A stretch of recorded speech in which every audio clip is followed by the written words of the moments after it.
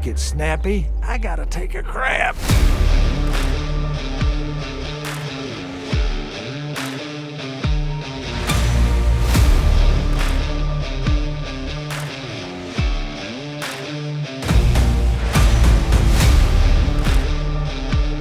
The old Alpha 20 Rebirth first launched over 2 years ago, and it has been 1.5 years since the last update. We missed Alpha 21, but the mod has finally been released into experimental. Even though it's not the stable version, it is still fully playable and working well. This mod is intimidating, owing to how much is packed into it, and I can guarantee you, in a few weeks, many of you watching this will likely consider this to be one of the best mods that you have ever played. So I challenge you, at least give it a go. The developer, FuriousRamsay, heralds from Canada, Quebec to be more specific, and also has a YouTube channel where he posts updates and does occasional playthroughs. Biome progression has been changed. The burnt biome is actually the most difficult, so progression is forest, desert, snow, wasteland, and then the burnt forest biome.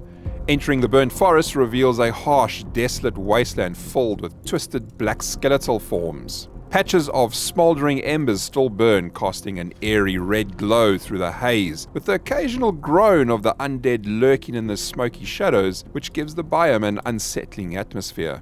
Ramsay recently showed off the biome at night in an update video. This is going to eventually be the biome of the magic realm, so along with the other biomes, he will be developing and changing them to suit his vision for the mod. Included in Rebirth are many new POIs from various modders, such as zzTong, who has been modding POIs for yonks. zzTong says his custom POIs and tiles help bring a meat and potato set of POIs to the game variety. So not extravagant, but will help with a semi-plain variety. There is also MPLogue's version 1 prefabs. There's nearly 42 new houses, caves, temples, and some pretty huge POIs in this pack. FNS's POI pack is included. FNS does many different mods, and Rebirth has included many of his Tier 1 to Tier 3 POIs that FNS claims will provide a unique experience and help remove the monotony of regular POIs. Voltralux's POI pack is sporting a range of Tier 1 to Tier 5 POIs, all varied for different difficulties and some pretty large size POIs as well, all waiting to be explored. Most items in the world can be picked up, so you can use them for decorating and some for salvaging, or at times crafting other items. Rebirth also has some unique weather changes, and if you have them switched on, this mod has tornadoes. Ramsay said that he'll likely revamp the weather system once the Fun Pimps update their own weather system at some point.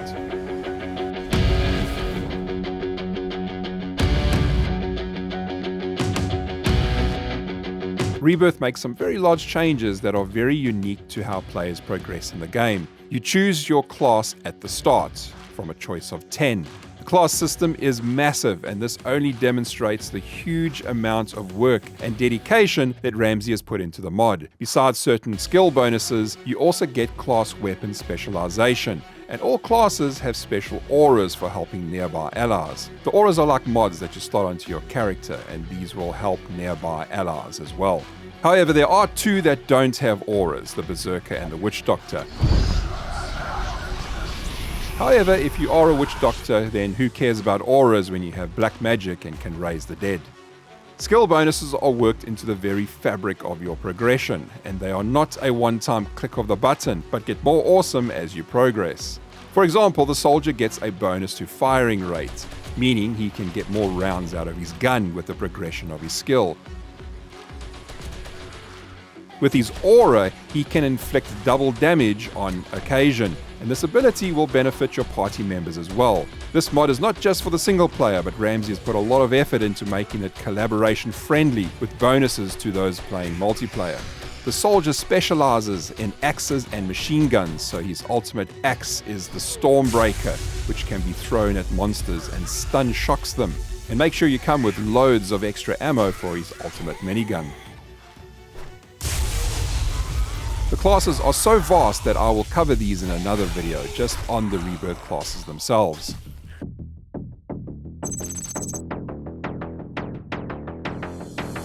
The backbone of Ramsay's skill system is through action skills, the learn by doing, and the introduction of cybernetic boosters. The dev has 5 main genetic attributes that make up the core of your progression. This is strength, dexterity, constitution, intelligence, and charisma. Leveling these will allow you to add points to the perks under each of them. You'll be able to purchase cyberpunk-style DNA boosts and also obtain these from rewards and loot. You will boost your character by injecting yourself with a DNA injector. While you play the game, you can also obtain DNA blueprints and go to your friendly trader called Briston, who will be your go-to guy for genetic-related progression. He is housed in each of the traders, and you can even use him to convert ammo that you don't want to use anymore into more worthwhile ammunition. The mod has put a lot of effort into making all your skills pretty useful, so a lot of players would not bother usually about Pack Mule. However, Ramsay has made it great again. You should add at least some points to Pack Mule. Besides opening up and adding a few more levels to your backpack, from level 3 you can send your inventory straight to your dog, your drone, or your companion, automatically. With level 5, if your car is near, you can easily send your backpack contents to your vehicle. So if you're getting quite top heavy while completing a POI and bashing monsters and getting all that lovely salvage and loot, you can unload directly to your vehicle from within the POI. So these 2 icons in your inventory are very useful for unloading items and retrieving items from your vehicle.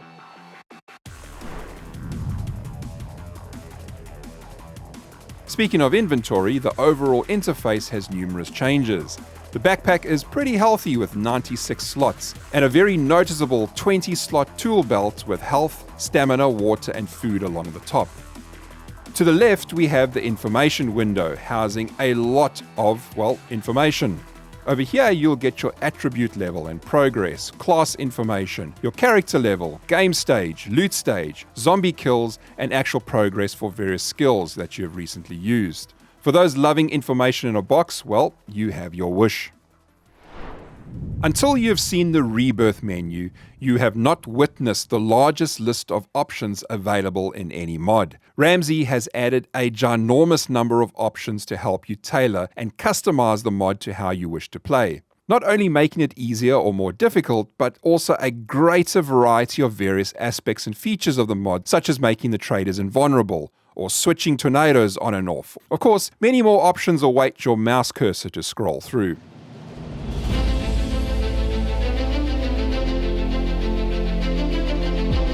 Rebirth is the first overhaul to have a mod within a mod.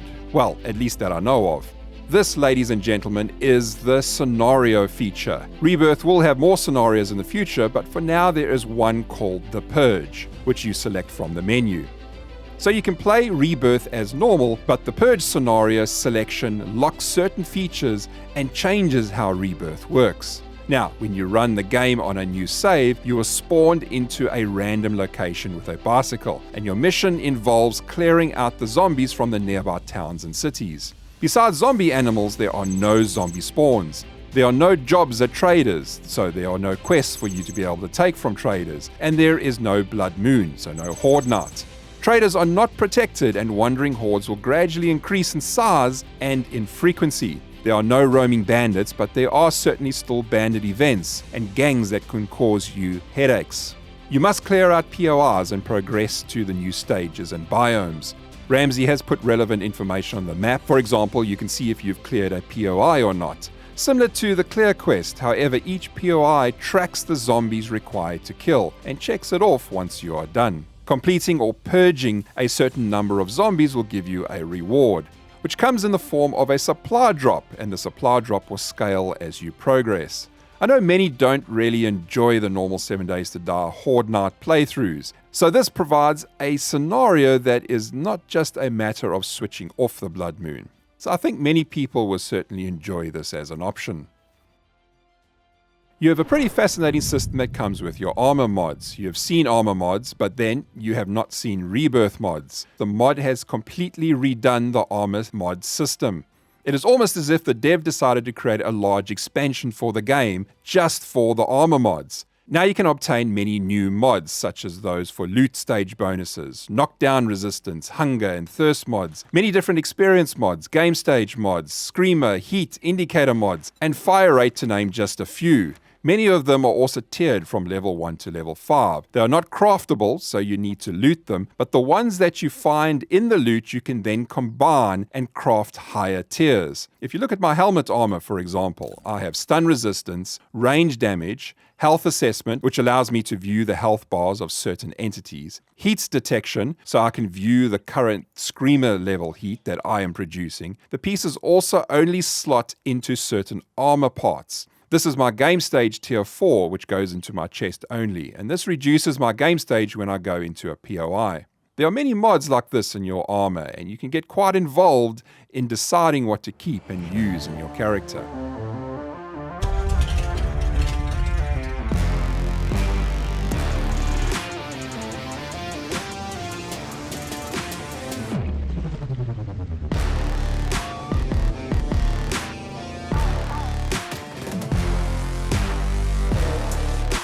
If you want depth in vehicles, then you have it.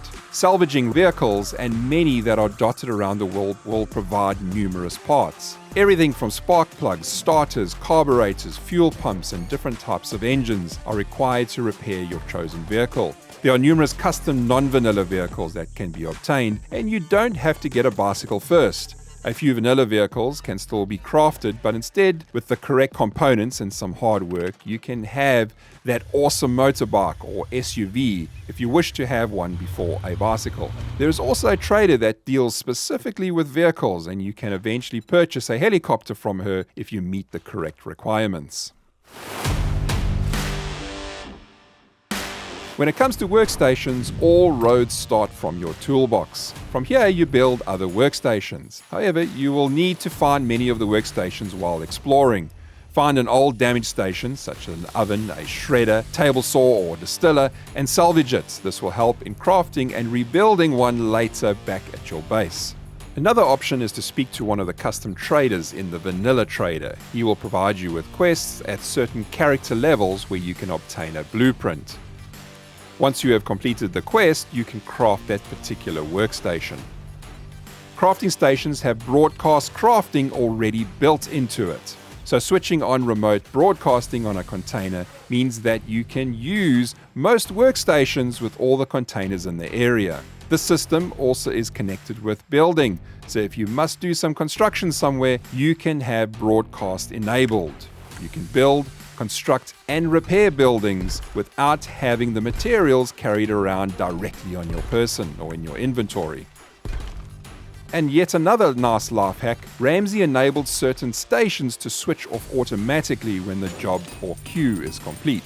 So if you're burning away with your forge, you can set it and leave it. Once the job is done, it will save fuel by switching off automatically. There are specific functioning workstations located at traders, but for your own needs or your base, you will need to still craft your own. Besides some basic workstations, vanilla traders also house numerous custom Rebirth traders that you can talk to and buy things from. Some are specific to certain biomes, so you will only find them in particular traders as you progress through the game. The mod also has a convenient feature where you can ring your vehicle bell or honk your horn when entering and leaving the compound. The doors will automatically close as you pass through. This is a great feature so that you don't have to get out or get off your vehicle every single damn time you walk or go through the doors. Trader Rect is a dick, so he won't open for just anyone. Therefore, you must have bartering level 1 for this to work. Farming has a few changes from vanilla. You don't lose the seeds when harvesting. Thank you, Ramsay. Water, temperature, and light is required. Placing down large water containers, filling them with water, or using dew collectors with their drums is also an option for water. If you don't have water, then you must rely on rain to help you water the plants. Certain plants also have stricter temperature needs, and setting up a campfire nearby can help some of them grow. The dev has also added in chicken coops. You will need to catch chickens though, first to make this operation successful. So good luck with that. Oi, that's mine.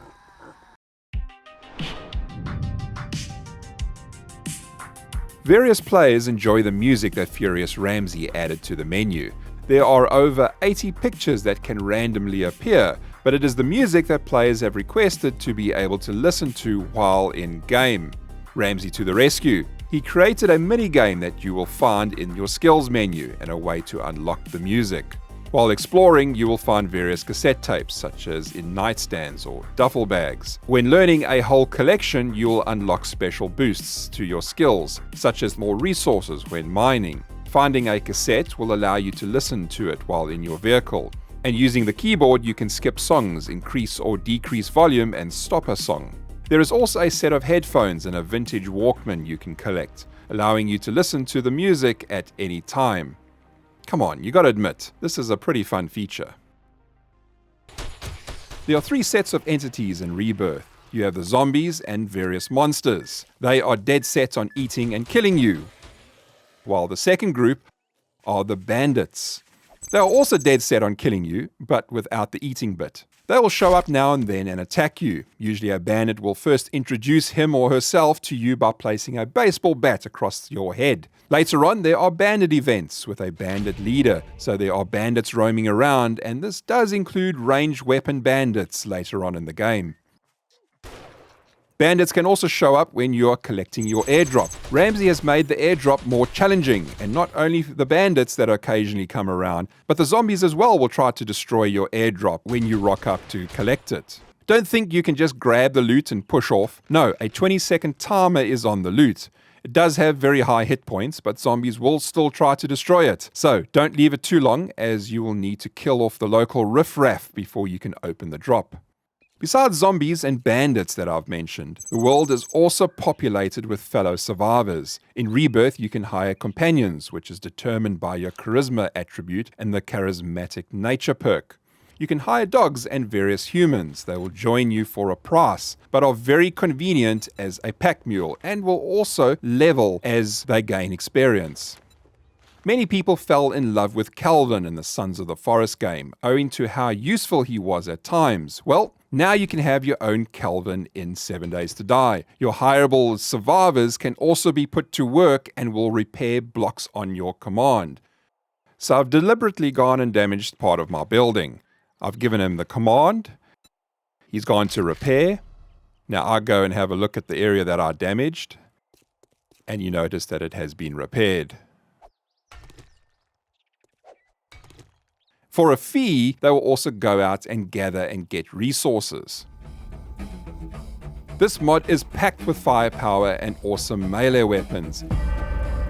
It is full of amazing auras, mods, and buffs that you can have. But what does the enemy bring to the table to counter this?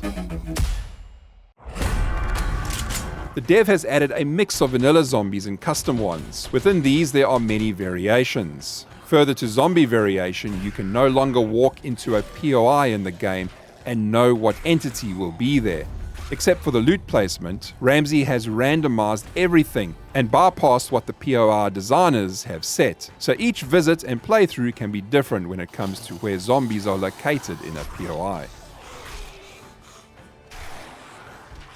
Time for some misery. Your environment is going to become increasingly challenging, and this is one of the ways that the mod helps keep difficulty balanced as you level up. Ascension is connected directly with your level. The higher you are, the more chance that zombies will have fire or shock immunity, and they can even open doors occasionally or give radiation poisoning. By the time you reach level 100, some zombies will even be able to jump as high as 3 meters. Natural selection occurs as you kill more zombies. At certain point levels, like 500 zombies killed, or 2,000, or even higher at 6,000 or more, there's a chance now that some monsters may have a combination of increased health, or will do more damage, walk fast, or regenerate hit points. Then we have Rebirth. As your level increases, so occasionally some zombies have a low chance to live again and evolve into different versions of themselves.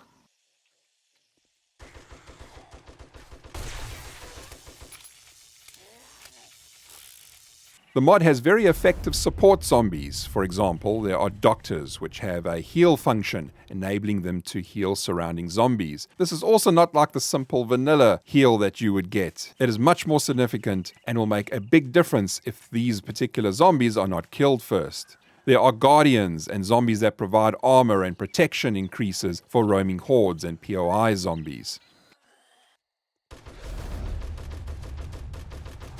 Various zombies roam the world, and some are not your average minion.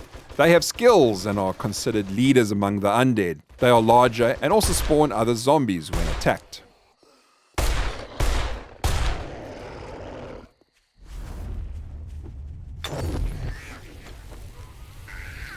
A large zombie boss can randomly come for coffee, bringing with it a horde of zombies as backup. So be aware of zombie bosses. They usually are larger versions of the normal zombie.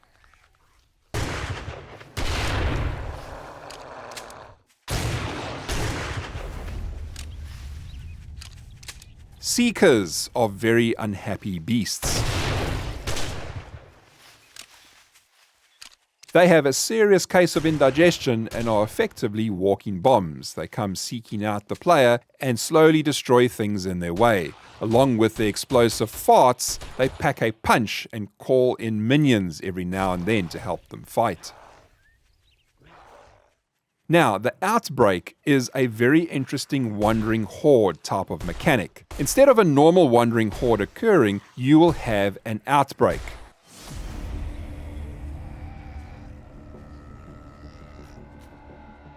The outbreak has a lower chance of occurring when a wandering horde occurs, and it will last a few minutes. In an outbreak, the zombies will keep coming until the timer runs out. The outbreak wandering horde also has a chance to spawn after horde nights.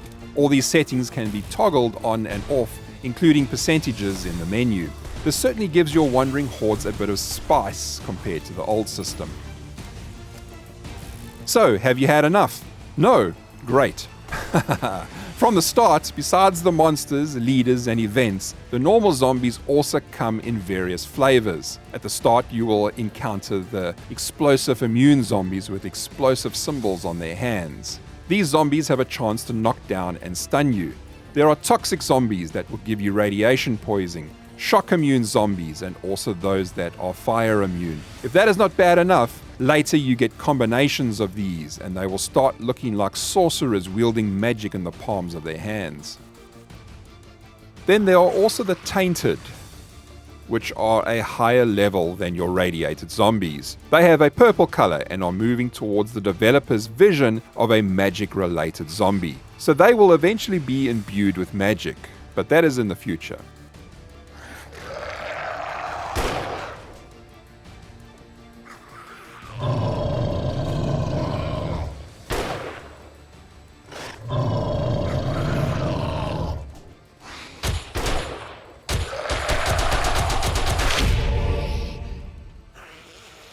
In Rebirth, every zombie wants to be your new best friend. They just happen to come with teeth, claws, and a terrible sense of personal space. FuriousRamsay's Discord and channel information are in my description, or if you also want to join my Discord to get those links, then you're welcome to do that as well. If you enjoyed the video, please hit the like button and subscribe if you haven't already. Alright survivors, scramble for the door and get your grubby paws on the mod, and I will catch you in the next one.